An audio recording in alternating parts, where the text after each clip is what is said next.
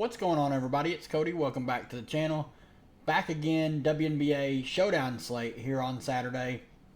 Obviously, enjoy college football. We are officially back. 5K to first, though, for a showdown slate. With college football all around it, I will gladly take this. Not the best game, but we'll take what we can get. We got a big 5-gamer on Sunday. Getting this video out. I got a wedding to go to tomorrow, so I probably won't be around the Discord very much. Just letting you guys know in advance.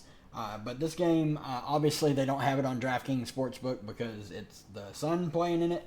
But Sun are 7.5-point favorites, over under 153.5. Let's look back at my lineups from tonight. Obviously, crazy news right before the late games. Mentioned in the stream and in the video last night, I was really high on Atlanta. I thought they were going to be shorthanded. Mentioned how high I was on Kabaj. I figured she would start because she's played every second that Tina Charles has been off the floor since Cheyenne Parker got hurt. She did indeed start. She's been fine. I mean, at practically the flat men, if you get 12 to 15 points out of her, she's easily hitting 4 to 5x value. Then we got the bombshell that Jackie Young was out 15 to 20 minutes before lock for rest purposes. So I made some pivots here, got to Tiffany Hayes, already had Kabaj. Gabby Williams started extremely hot. She has not done anything since like the first 4 minutes of the game. But that's that lineup. Then this one, I just did a full-on Atlanta stack with Asia and Fee. Obviously, Ryan Howard is struggling. I don't know. I don't know what to say about her. She's just been really struggling of late, but we'll take what we can get. I'm pretty excited for this lineup. I think it could make some noise and really, really climb, especially if this game goes crazy like I think it will in the second half. We'll see how close it gets. It's on pace to put up 220. So, I mean, Asia's already at 35 at halftime, so on pace for 70. So, let's kick it back over here, break this one down team by team, and then we'll get out of here. On the Connecticut side, I mean, really, there's only 6 players that you should consider. I guess since it's a showdown, you can dip down in here to, like, Veronica Burton, I guess.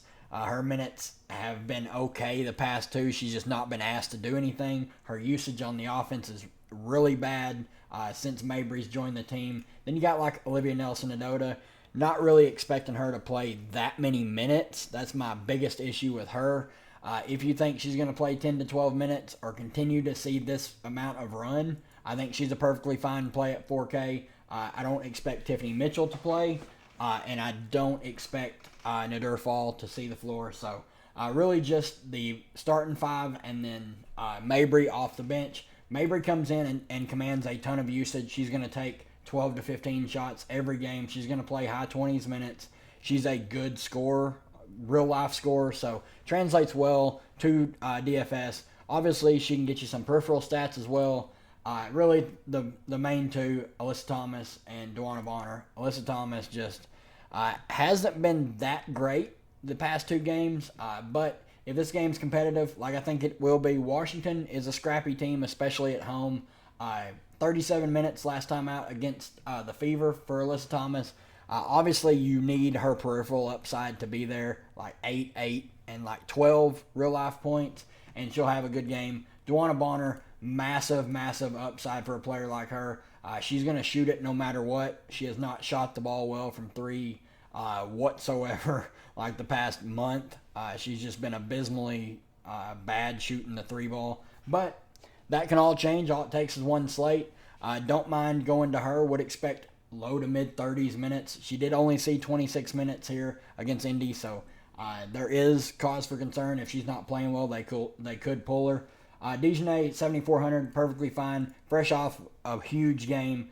She's gonna play the most out of the 3 guards, Mabry, Dejanay, and Ty Harris, just mostly for her defensive ability. Ty Harris, another one that's fine. She's gonna play 20 to 25 minutes. Obviously, if she hits her 3s, she can get close to a fantasy point per minute player. If she doesn't, she's probably gonna sink you. Bree Jones looks fine. If she's going to play 30 minutes, I have some interest. Obviously, coming off of a awful, awful game. Still played 30 minutes, though, so that is something to keep an eye on. On the Washington side, Austin has already been ruled out, so she will not play. Fully expect Edwards to net another start. Inksler coming off the bench. She played 15 minutes, put up 23 fantasy points. She is an extremely efficient fantasy point per minute player. She stuffs the stat sheet no matter how many minutes she plays.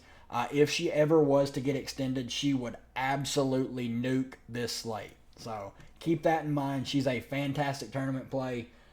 Everyone else, like, I really just have interest in the starters for the most part. Like SWK, Van Loo, and Carly Samuelson, they just kill each other. They eat into each other's minutes, hurt everyone. I think you can take a shot on Melbourne. She's going to play like 10 to 15 minutes, but the problem with her is she is extremely boom or bust.